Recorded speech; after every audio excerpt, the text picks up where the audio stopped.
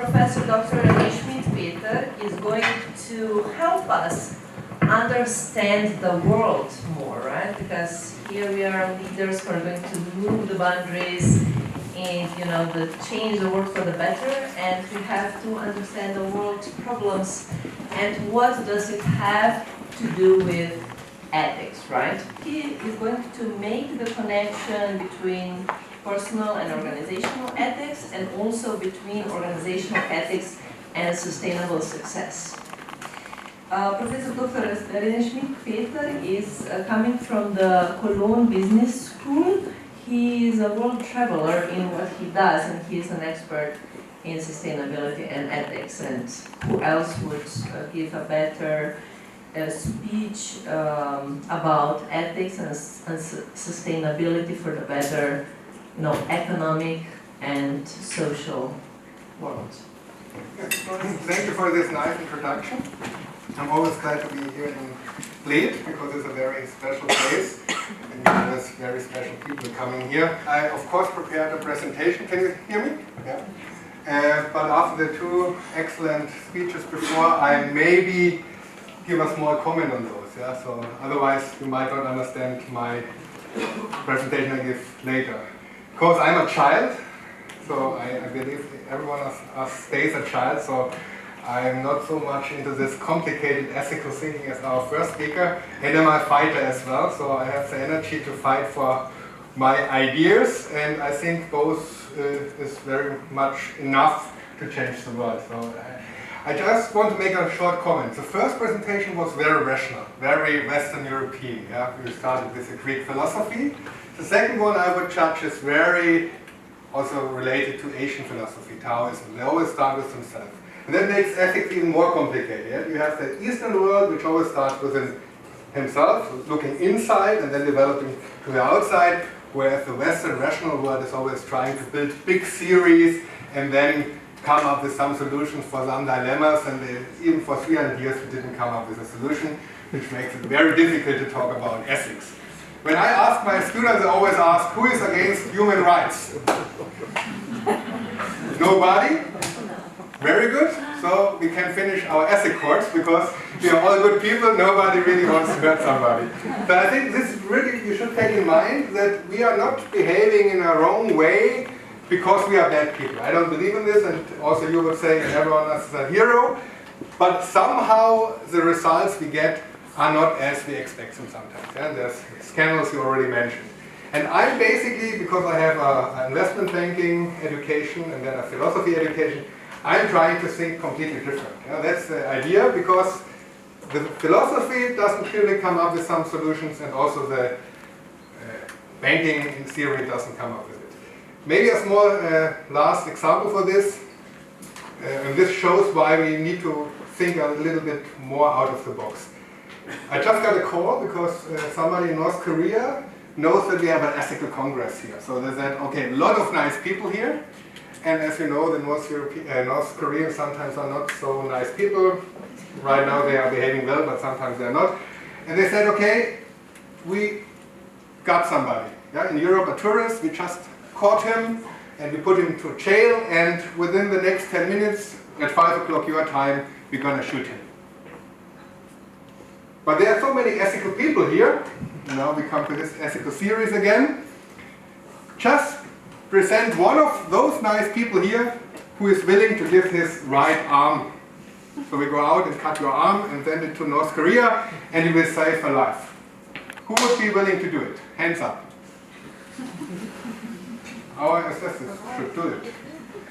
Because all the ethical theories you presented would suggest you should give an arm. It's better for the overall luck, purpose, well-being. Kant would say you would expect the same if you are the prisoner. So all the theories would say you or any one of you should give an arm. Who gives me the arm? Or a leg? You would give it? Okay, very good. There's always one or two nice women, mostly they are female, who would do it because they are raised up this way. So they are raised very ethical, so you give everything just to make others happy. Very nice. So you should have a glass of wine tonight. Yeah. No, there's always some, but most of us would not. And I think this is the biggest difference what Adam Smith discovered. That we wouldn't give this for strangers. If I now raise the question, would you do this if your son, your wife is caught in North Korea? Maybe the wife only if the relationship is happy. Yeah? So let's pretend you have a happy relationship with your wife or husband. Would you then give your arm for his or her life? Yes. And that's very important because that's the biggest difference between small group theory and big group theory. And the problem is, as a child, we are raised in a small group. That means we do it for our mother, for example. Yeah? For example, if I go home, I will mow the lawn. I'm not expecting anything. I just do it because I want to make her happy. And she will cook something for me and not saying, hey, I cooked for you, now you have to do this or that for me. Yeah? So this is kind of a small group. And all the ethical theories are derived from small group thinking over the last 2,000 years. And that's how we rise people. And then we get to big companies. Yeah? And you said you are not against human rights, but you all have mobile phones. Who has no mobile phone? Everyone has a mobile phone. And in the mobile phone, you have conflict minerals. Conflict minerals means that with every mobile phone you buy, there are some small children in Africa who dig out the minerals for your mobile phone. And they are around 7 to 12 years old. Why are they only 7 to 12 years old? Yeah, they have small hands, I always say, yeah, so you can dig easily. Yeah, I try to sign a little bit. But why are they stopping with 12 years? Why are they not digging with 12 years anymore? They are getting too expensive, yeah, they want a higher salary. What else could be the reason? Health is too damaged. Else, yeah, most of them are dead. By 12 they are dead, yeah? Does anyone care, if you buy a mobile phone, and you are all for human rights, does anyone care if you buy a new mobile phone? I care. I don't You buy probably it care, until yeah. militarized. But most of us does. And that's the big difference between a small group. If your mother or son would do the conflict minerals, you would not buy it. But for strangers in China, Africa, India, we just don't care. And that's kind of human being, how we are, yeah? How we are set up. We know all of that. So don't make this excuse. Now you know, and we also know that with 5 euros we heard we could save a life in Africa. We still have our pockets full of money for our good glass of red wine tonight. And this, I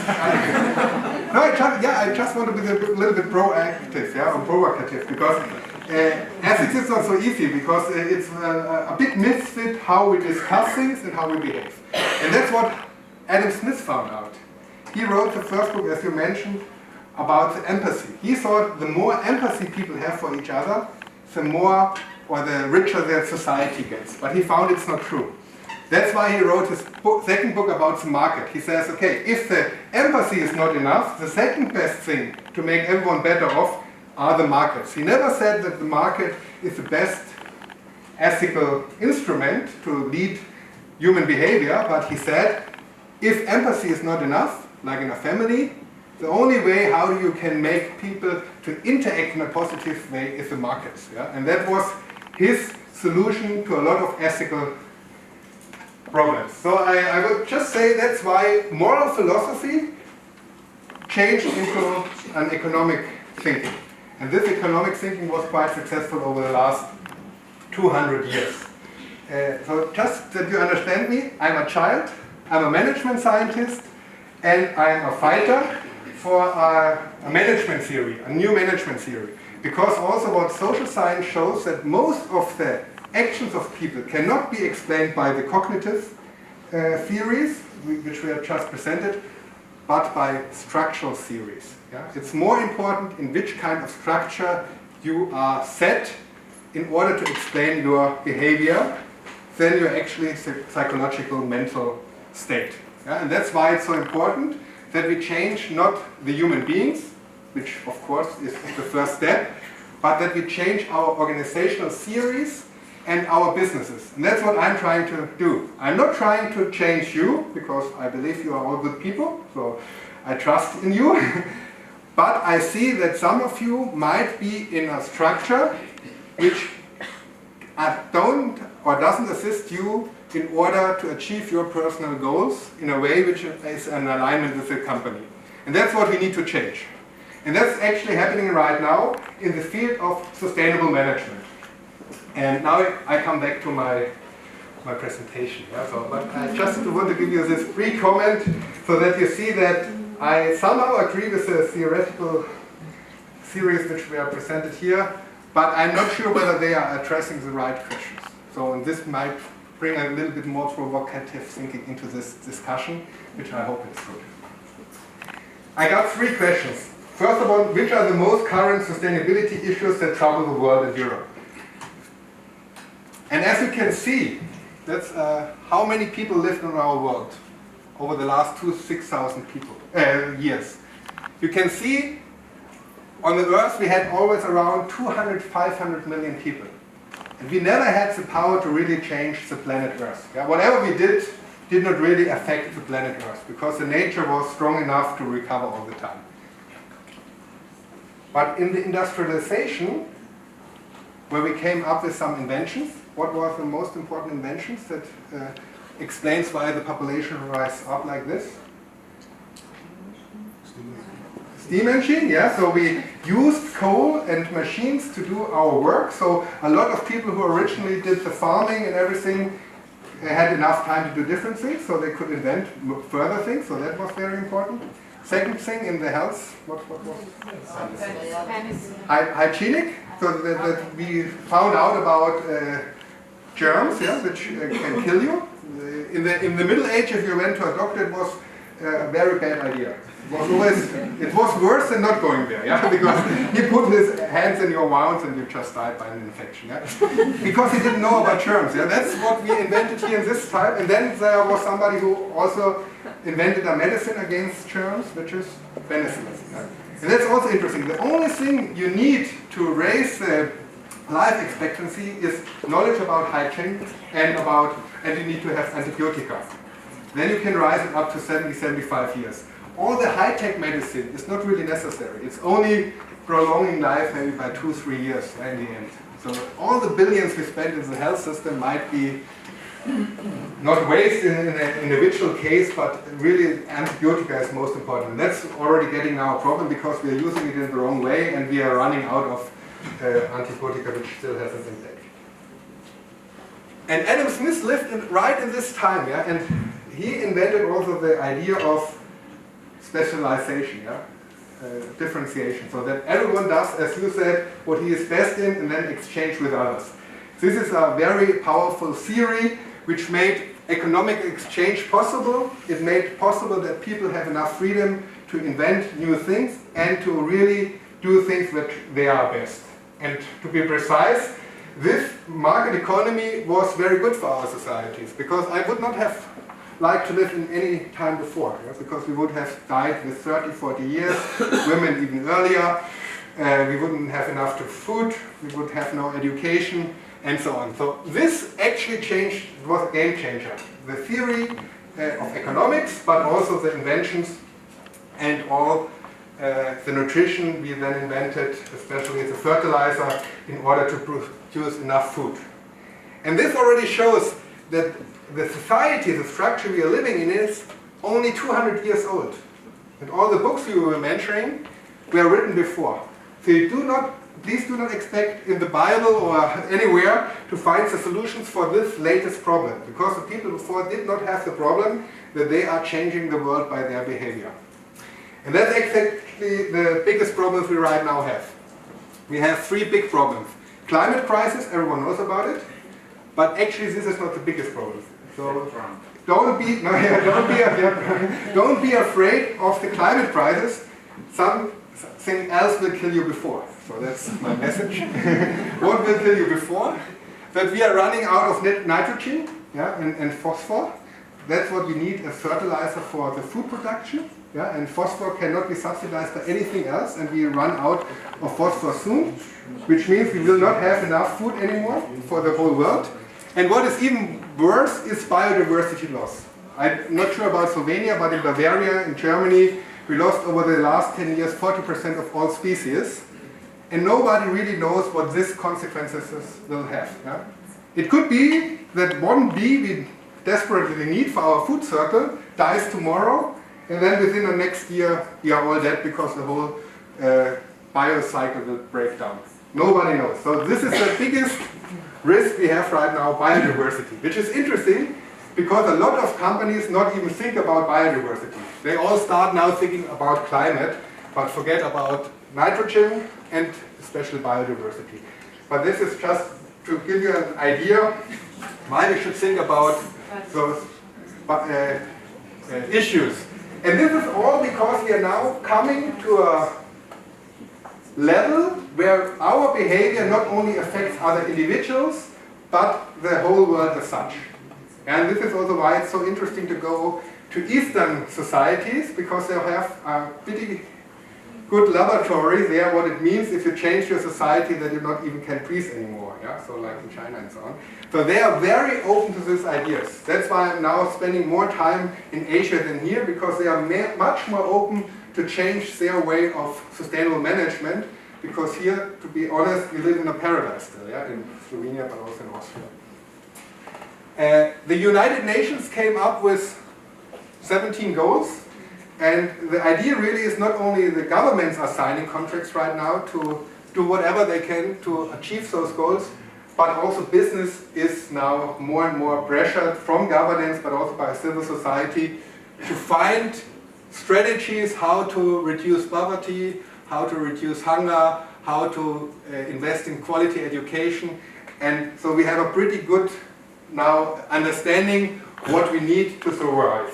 But still, we don't know how our future looks like. It could be like this. I think it's Hong Kong. It's a nice city with a very kind of smart intelligence mobility system, whatever. But it could also look like this. Yeah? And I think this is the stage we are in right now. And that's why also now in nearly every business school, more and more professors start teaching sustainability. Yeah? 5-10 years ago, there were some maybe intelligent professors who did it, but now actually, at least in my country where I'm from, in North Rhine-Westphalia, from Germany, every business school is now integrating CSR and business ethics into the management education. But now the real question is, what does it do with your compliance? Your compliance manager and risk managers, as I understand. Yeah?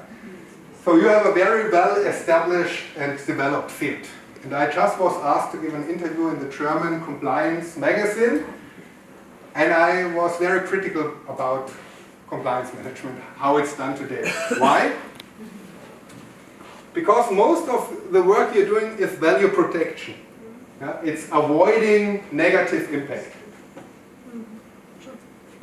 But this is not very interesting for a CEO. If I were a CEO, why should I ask you to come to me? I would say, okay, you are responsible for avoiding negative impact.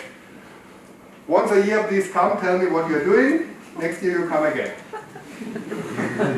And if anything happens, it's your fault, because I told you to avoid negative impact. Yeah. And I'm, as a CEO, not responsible for avoiding negative impact. I should create value for the shareholders or whomever. So I'm having the important task. You are just my assistants by impact. So this is the first thing we need to learn, that if you really think about sustainable management, it's all about, of course, negative impact, but create value for society. That's what we learned. What is our positive impact as a company? And therefore, compliance management needs to get much more integrated. It has to get into strategic management. It's just not just a support function like Porter said. Porter said, okay, we have the main functions here, production, marketing, sales, and then we have some assistant functions like leadership, a little bit compliance, product development, finance, all the second tier functions in a company. This will completely change. Why?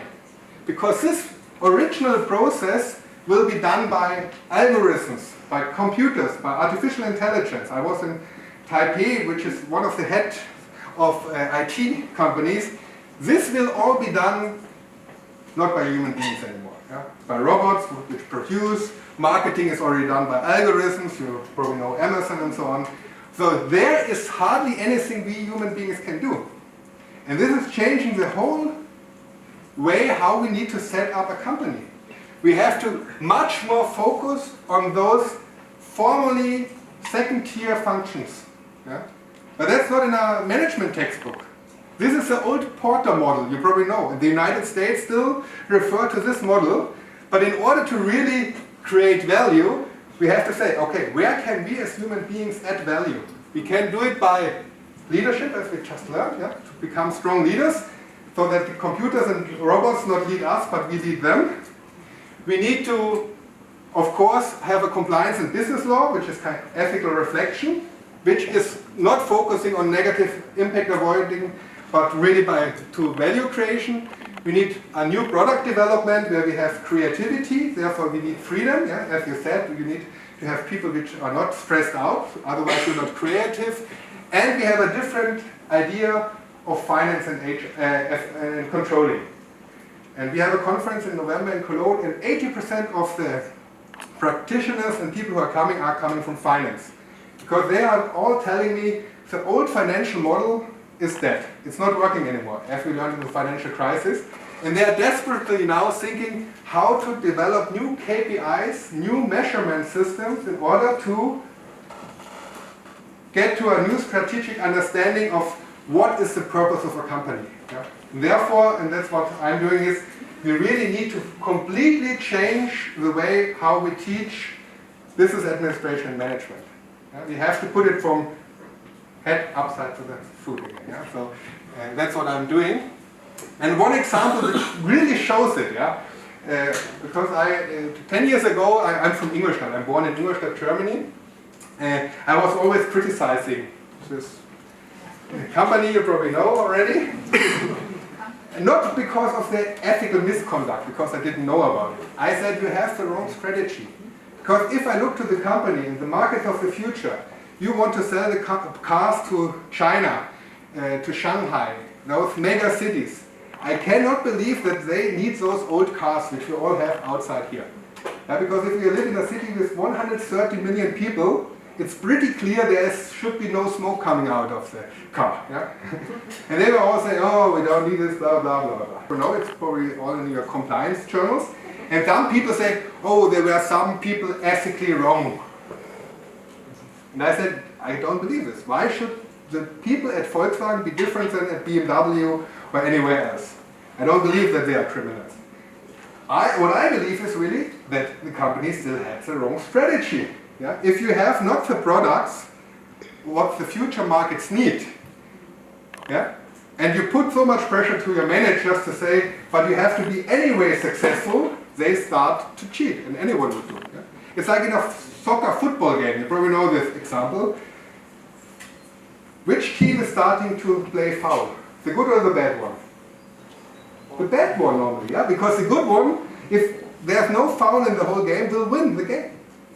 Like if you look at Bayern München, former times, not now anymore, but when they were really good, they hardly did any foul. Because they didn't need, because they knew if we play 90 minutes, we win the game.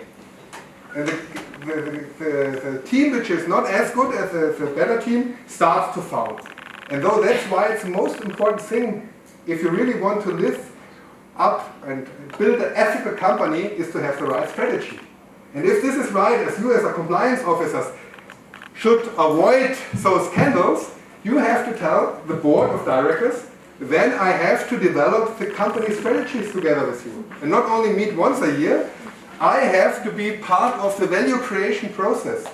I want to make this company as competitive as possible, because that's the best way to guarantee that our employees and managers are not starting to foul and cheat. And that's the learning. And it took Volkswagen, I think, 5 years. Now they accepted this hypothesis and say, okay, we have to change our business model. We have to take our cash flow and invest it into electric mobility, and so on and so on. So they're now trying to change the whole company, and that's something they should have done 10 years ago. Then the scandal would never have happened. So if you are working in a company with the wrong strategy, it's pretty clear that you end up with a scandal. And that's why you as a compliance officer cannot do anything against it. Yeah? That would be ridiculous to think, yeah, because with a company with 400,000 employees, there will be always some people who are, if put under pressure, try to manipulate the system. Yeah? That's everywhere. And that's why innovation becomes so important. Sustainable innovation. And as you probably know, everyone is now talking about how can we have Silicon Valley in Europe. And I was in a high-level discussion, was listening 1 and 2 hours, and then I asked, why do we want to have a Silicon Valley in Europe? It has completely different values. It's not our values. They play anything goes. But we, as a social market economy, we have some long-lasting Greek philosophy here who wants to have a positive impact to society. There we developed kind of a very easy chart here that we said, okay, there's 4 possibilities. Either we develop an innovation which is socially not accepted but technically possible, which is very problematic. Yeah? For example, drones, artificial intelligent weapons, for example, yeah? Which are deciding to kill people on their own without any human control anymore.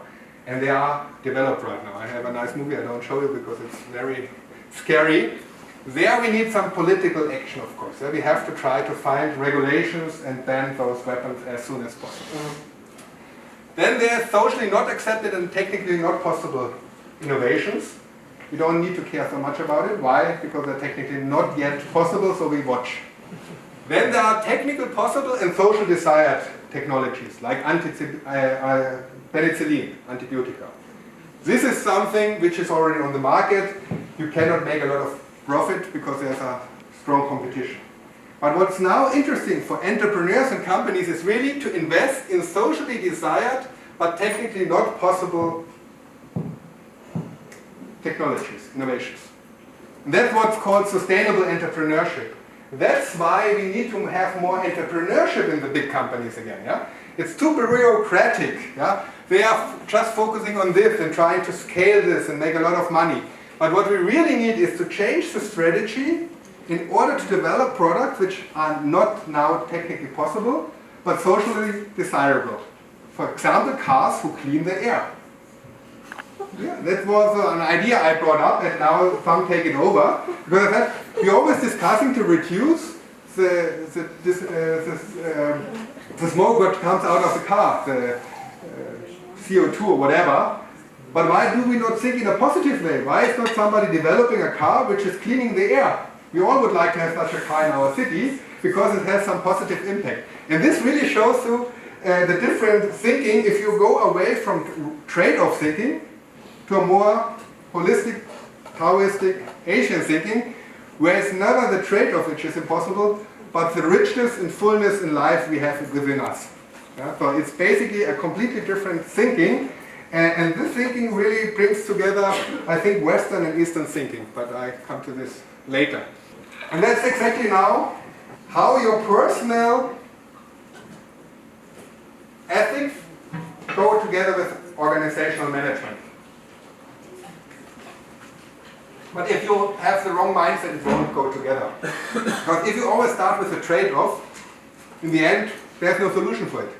If you want to make profit or be sustainable, and if this is a kind of a dualistic trade-off thinking model, you can either have more profit or more sustainability. This thinking as such, as a normative heuristic, I would say is not helping you. Yeah? It's not making you happy. This old thinking is over. We need to get to a more systemic thinking. And that's what's happening also in the universities right now. We start with transdisciplinary approaches. We are not going from ethics, management, sociology anymore. We try to start up with the problem and develop a theory, a concept which is relevant for the problem and help the people with this new mindset to solve the problem. I bring an example how this works. This is another car, another nice German car. Are there any Slovenian cars? I don't know, but when you have good suppliers to the German car manufacturers, I have learned. And this car has a very important part. This is why it's red. Who has a car of you? even if it's an ethical sustainability course or class or whatever you call it, it's no problem. I also have a very nice car. You also? Why does your car have a brake? Does it have a brake? It has a brake. Very good. Okay. Yours as well? Yes. Okay. Why does it have a brake? That you can stop, brake, yeah? To stop on time. To stop, yeah. So this is the function of a brake, is to stop, to slow down, to brake. But this is in a very linear Western thinking. In a more holistic thinking, systemic thinking, the car has a completely different function. Which is? Not to kill people. Not to kill people is the first idea. But why do we really have a brake in a car? So you can go faster. To go faster, you know this example. Yeah, very good. You remember this. You can go faster. And that's why Porsche, for example, another nice German brand. So I see the German car manufacturers need some advertisement nowadays. Always said, it's not so important that we have the fastest and the strongest engine, but we always have to have the best brakes. Because that makes us the fastest sport car. Because then you can go much faster around the corner. And that's exactly what the brake is for. It's not to slow down the car. It's so that you better control it if there's something happening unexpected, if you have to go through a corner. And that's exactly how you systematically should think about sustainability and also compliance. It's not to slow down the company. If you say compliance is slow down the company, we're making sure nothing bad happens. Very interesting, uninteresting story for me as a CEO. I say, okay, how much do you cost, do your job, and if something happens, we know who to kill. Better story is, with our thinking, compliance, sustainability, we make the company more competitive, stronger, faster. Yeah? And that's exactly the story you need to tell. And that it's not only a story, I can even prove later. So this old trade-off thinking, sustainability against profit, we will lose anyway. If you start having this kind of conflict in discussion, then waste your time in this. It's really more about thinking about value creation. What is the purpose of your company? How you can combine the business case, which is creating shareholder value, with the social case, which is creating value for society. It's very easy, but it's basically putting the old dualistic trade-off thinking into a two-dimensional, broader thinking. Yeah? So it brings your thinking out of the box. Sorry, can you go one slide next? Why is sustainability a woman in a profit community? Because I just got this slide. So I tried to get a picture which has no copyrights, and this was the only one. We have an issue with women, I think. Okay. And this new thinking actually was already described by Schmidpeter. You probably know Schmidpeter. He is an economist as well. He was not mainstream. Nobody really believed him because he was also very transdisciplinary. He took theories from different disciplines and made up his own mind. So nobody really liked him. But he was the inventor of innovation theory. And that's why now whole management processes are changing, because innovation becomes key. Everyone knows we need become more innovative. And innovation theory always thoughts in a holistic way, how can we combine the interest of the organization, which is shareholder value creation, with the interest of the customer, the employees, our supply chain. And in order to find this sweet spot, it's a nice picture again, so that's where the honey flows, which is where the bees go. We start developing new markets, processes, products, business models, new management. That's exactly what BMW is trying with the I strategy. They said, okay, we need to go to new markets, Asia, because it's the biggest markets right now. More than 50% of the overall turnover and profits are already made in Asia. The new markets need new products. You need electric cars there, because in the big Chinese and Singapore cities, you cannot sell the old cars anymore, because there's too much pollution already. But in order, we also need to think about new business models, because most of the time the car is not used, it's in the garage. So we start a car sharing company. Yeah? And we also start new processes where we produce cars in a more CO2 neutral way. And by this, we also start a completely new management system and reporting system. We change the KPIs, the bonuses of the company. And that's why BMW, probably right now, is, when it comes to Germany, the leader of the mobility developments in Germany. It's still discussable if they are far enough, yeah, because there are others in Asia which are already taking this whole ideas much further. But compared to others, they tried at least starting 2007 with the new CEO to implement a new thinking which is derived from Schmidpeter, bringing together the sustainability SWOT and making this to the key part of their strategy. And that's maybe why they are not involved in the scandal so much, or not at all. I'm not the one who should discuss this, because I'm not having my lawyer with me.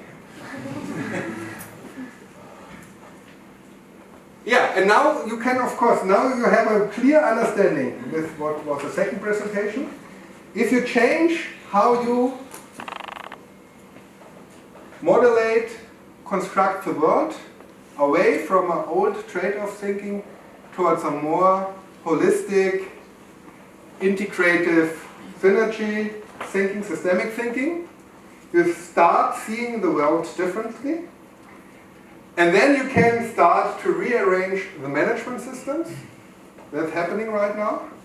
To integrate your new perspective of how you see business and society, the relations, into management. And in the end, also become more successful.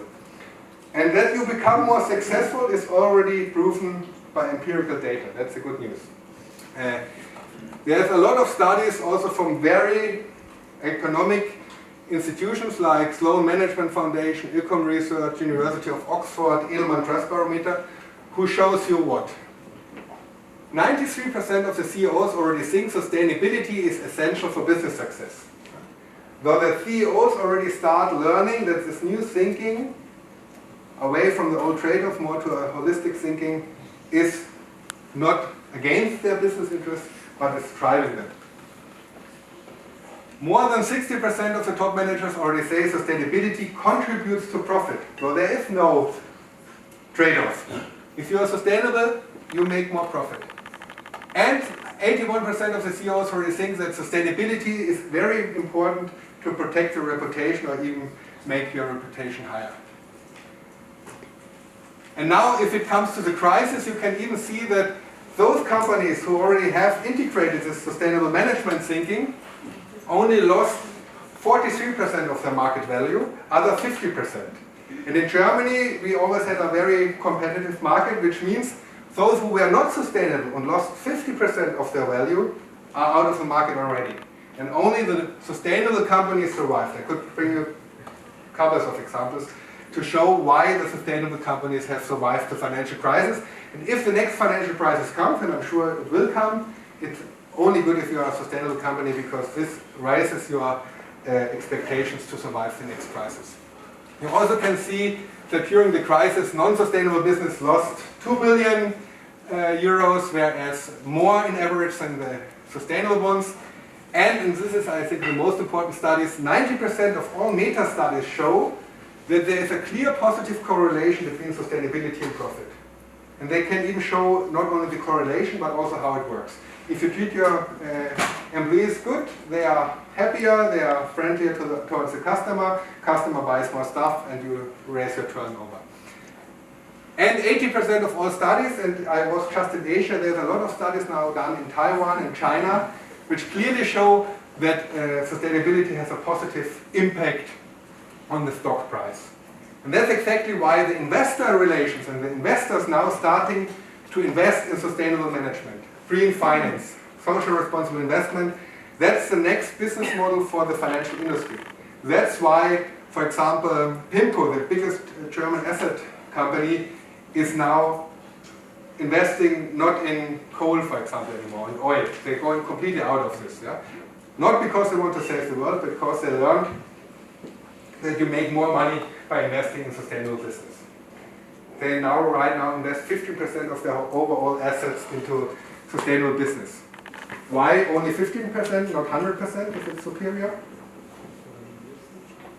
It doesn't exist.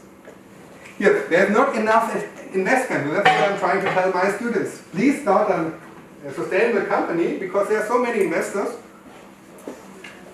who want to invest in sustainable models. And don't forget, sustainability always means also economically sustainable.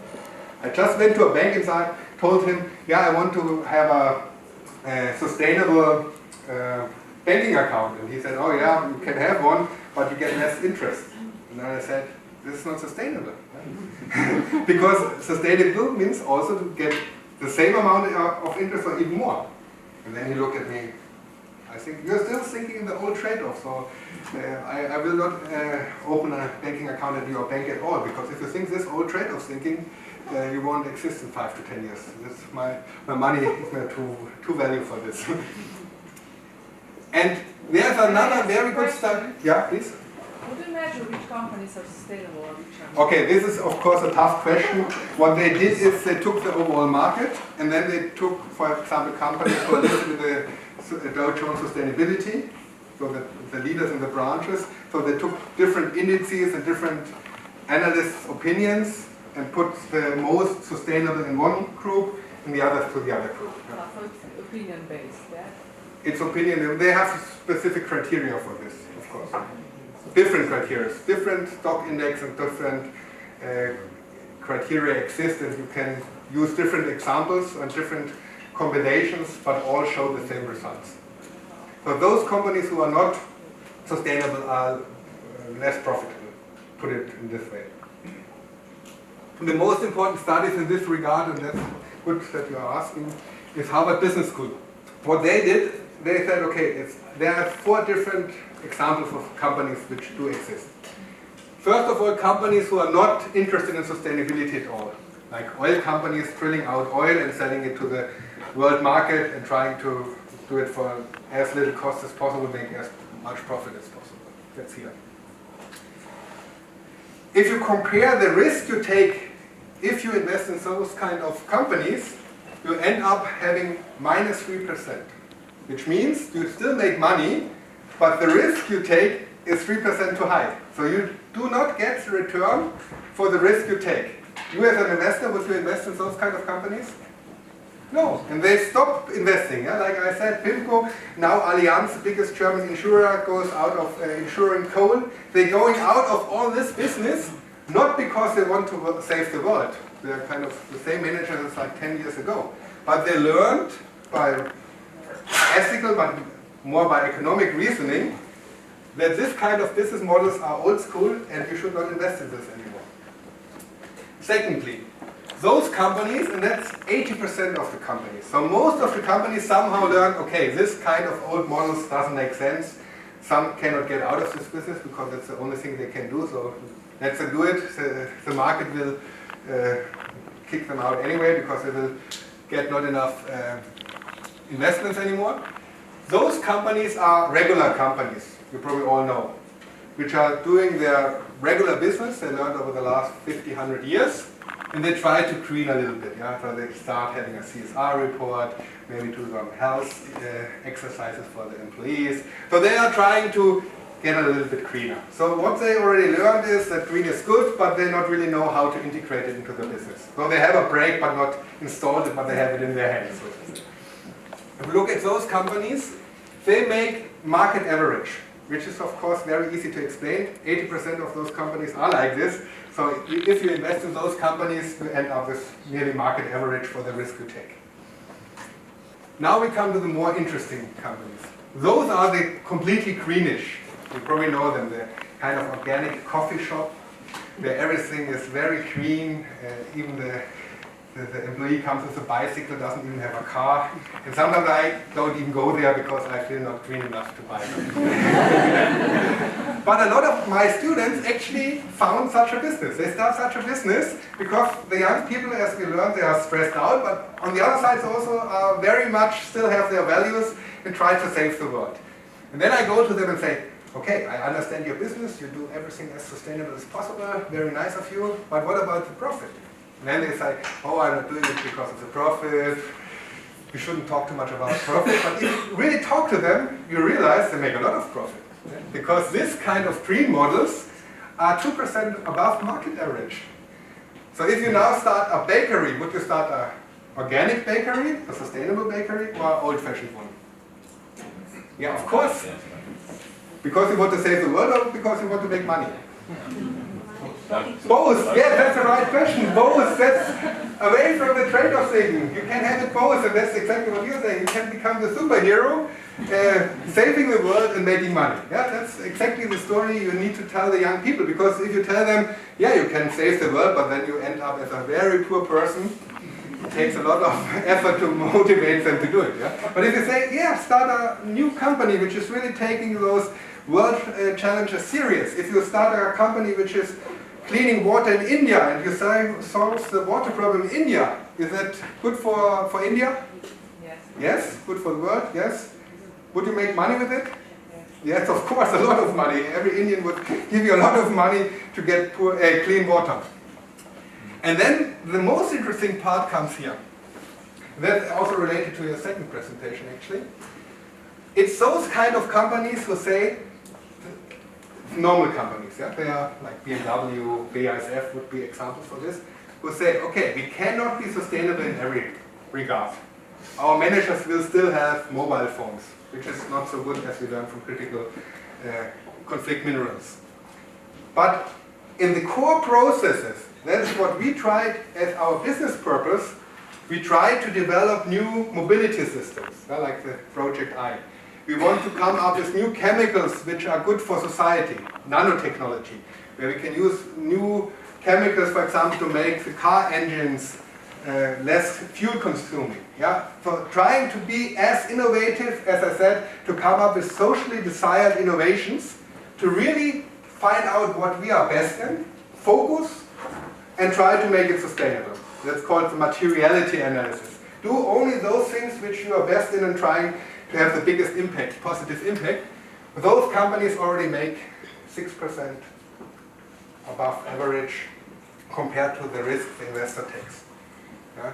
Sometimes I think I'm stupid to giving those courses here. I should use this knowledge myself and identify those companies and invest money there.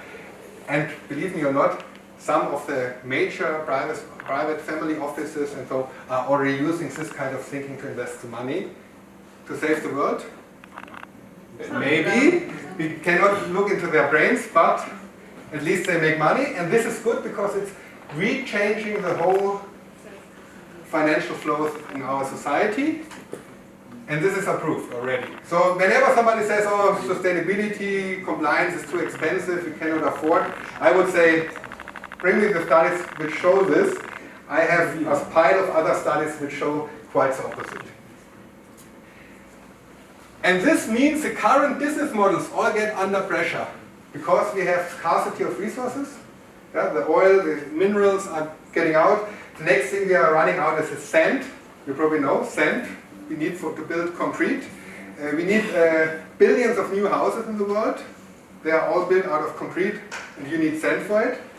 But there's not enough sand. Even in Saudi Arabia and in Dubai, where they build all the nice houses, they need to get the sand from Australia already, because they are running out of sand. Yeah? So that's very interesting. So there's scarcity of resources, but also the social pressure.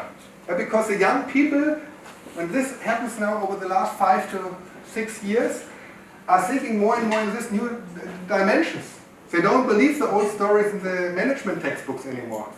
Because they realize that if you do the right things, you can be sustainable and profitable at the same time. So there's a lot of social pressure now to change the management theories, to change the way how we're thinking. And there's also a lot of pressure about those ideas of philanthropy. Yeah, that's kind of this American thinking. First you make a lot of money, and then you give it back to society, like Bill Gates. He's now the great guy because he gives all back the money, but he said, hey, how did he run it the first way? Yeah? He built a monopoly, made the customer very dependent on him, and that's how he makes money, and now he's giving back to society. That's not a systemic European idea. The idea is really not how you give back the money you have earned, but how you earn your money. Yeah? And that's the strength of Europe. So I really believe in a European management theory, and to be honest, it also fits much better to the Asian cultures. Yeah? That's why there's now a strong relation, even in management, between China and Europe, yeah? And where we try to rely on more systemic thinking, not so much on this kind of individualistic and very much short-sighted functional thinking we developed over the last 200 years. Yeah. And maybe we are then not childs anymore because we kind of, but as a child you have this feeling. Yeah? As a child you don't have those trade-offs in the mind. So sometimes it's maybe even better to be a child. Yeah? And this also brings me to the idea that we are getting to a new stage of management. CSR is only the beginning. Inclusive business, sharing economy, social entrepreneurship, and many things to come. With digitalization, we will even scale this idea because it becomes much more transparent which kind of positive impact an organization produces or not. And we already can say that there's a lot of current organizations which are not producing enough positive impact, so I would not invest any money there anymore because I want to save the world. Maybe, but I don't want to lose my money, yeah? So, and the young people don't go to those companies anymore. That's the next thing. I get every week emails from companies, can you provide to test people who want to work for us? I say, yes, I could, but they don't want to work for you because I taught them they should look on the business model and you don't have the right business model, so why should they come there? They want to work for a company which will be still in the market in the next 10 years. So that brings me to the conclusion. We really need to integrate sustainability thinking into the different management disciplines. That's what I'm doing the last 3 years. So we published over 50 books in German, but now they are translated in Chinese, and next year I hope in Indian. So that's the first management books which are only available in German and Chinese and Indian, not in English. Yeah? So this might give us some market, competition here, as an advantage in the market. I hope so. And we will end up with this thinking in a much more sharing economy, yeah, of course, because sharing is very efficient, and so why you should always own everything. Sharing gives a much more dynamic to the economic thinking. That's also what a lot of people don't see, but I can, there's a talk on itself to explain why the sharing economy is more, even economically, more rational than the other models. And to a circular economy, yeah? Because we will not have enough resources to waste them anymore. So we will change our whole supply chain to a circular, not a linear model. And this exactly shows you the difference between traditional and sustainable management. The traditional management was only looking at the output, yeah? It was trying to say, okay, how many turnover do I want to generate? How much cars do I want to produce? And then I was asking, how can I efficiently organize this production process and with as little input as possible, yeah? So that my profit is as much as possible. That's traditional management thinking, and then compliance in this management model only has an assistance function, which means help us not to have any scandals or whatever, so that we can efficiently raise our turnover and make a lot of profit. The sustainable management thinking, and then of course we were looking in the past, how much did we earn last year, next year 3% more. It's very easy, yeah? So I don't know why people studied management for this, but the new model is more complicated, because there you start thinking first, what is the impact of our organization we want to achieve for our company? Yeah? What is this actually what we're putting, what is our focus? What is the best positive impact we can make for society? For example, we need to change the mobility system, because we can see in 10 years from now, at least in China, we will have a different mobility system because the old one will destroy the whole air. For this, we need to reduce CO2 and exhaust emissions.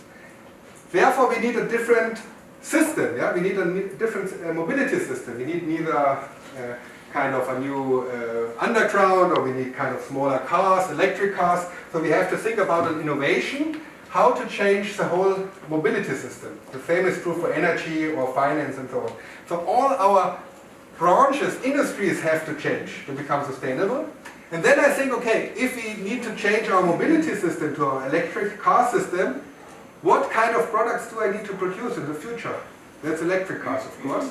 And then I think, what kind of input do I need to produce electric cars for the new mobility system, which is reducing CO2 for the future? So you have to think today from the future.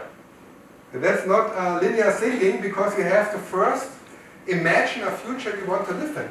That's a creative process.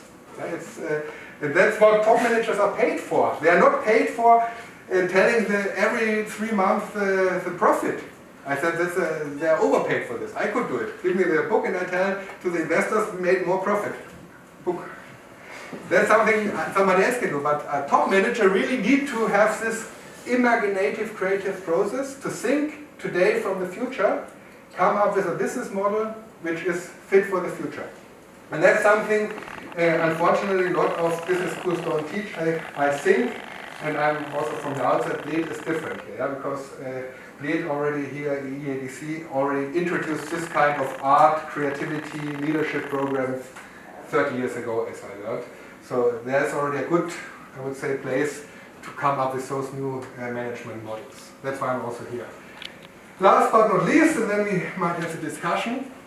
This is just what after I made this presentation, I thought, okay, what is in for compliance managers? Risk-oriented only compliance will not work anymore. I'm pretty much sure about this. If you only think about risk and try to reduce risk and only try to avoid negative sides, you're not part of the value creation and purpose process, so you are kind of an unimportant department. Because it's too slow. Why is it so slow? Because there's no regulation yet. Yeah? For digitalization, what should you watch it? What is the compliance there? There's no compliance. Yeah? You're too small and too slow to actually comply to laws which are not existent. Why? Because governments are too slow to make those laws. So you have to really also become part of giving answers for a very uncertain future. Yeah? That's completely something different, maybe as what are you doing now? So you have to address issues which have no legal basis yet. Yeah? How do you do your compliance with artificial intelligence? There's no basis to do any judgment there, because nobody knows what impacts those kind of new technology have. That's also why for compliance, ethics and sustainable management, that's why this symposium is so important, becomes more important. Yeah? So we have to, as you said, risk management and compliance management need closer to interact. You also should try to interact closer with sustainable management theories and strategic management theories. Therefore, I think, as we also do those 2 days, we need to think more and learn more about sustainability and ethical knowledge, but also you need to develop new management skills. Everyone in the company does, not only the compliance officer. And sustainable compliance has to combine this value protection idea you already have with sustainable value creation, and therefore integrate this kind of new sustainable management thinking into the compliance management first, in order to be also part of the corporate strategy. If you are not integrating this new thinking, others will do. Then the compliance management, you can get rid of it. Yeah? Because others, especially the strategic management, the finance, also the marketing, human resource management are slowly but steady, and some are faster, at implementing this new kind of management thinking. So those who are really want to stay into compliance need to also change the compliance management ideas first. And it all starts with a new mindset, and that's exactly in line with the second presentation. Maybe you should do some more workout, maybe everyone should, or eat better food, yeah. That's a good advice. But the most important thing is really to get freedom, go to the mountain, rethink everything you have learned so far, and try to get away from this very narrow, competitive trade-off thinking to a more holistic, systemic belief that the world is full. We have a rich world. Yeah? We can have so much luck as we have so much luck, there's no scarcity of luck, for example, yeah? Or positive feelings. So try to focus more on this positive things, yeah, because this makes you happier and also helps you to develop this kind of new understanding of management. And for those who are really interested in this topic, I invite you all to our next Global WISE conference, which will take place in Cologne from the 14th to 16th of November, where we are trying with 500 people from all over the world to find new management approaches in order to make this new management happen. And as I learned, the best ideas so far right now come really from the East, yeah? Because we are stick too much to this rational thinking, and we just believe too much we are right. So sometimes you can really learn, start with your intuition, yeah? Think whether what you are thinking is really right. I think then most of us come very soon to the understanding, no, there's a lot of flaws in my thinking, and then start to rebuild what you think about profit and sustainability. And with this thinking, I hope and I believe, you become this kind of superhero which was addressed in the second presentation. Thank you very much.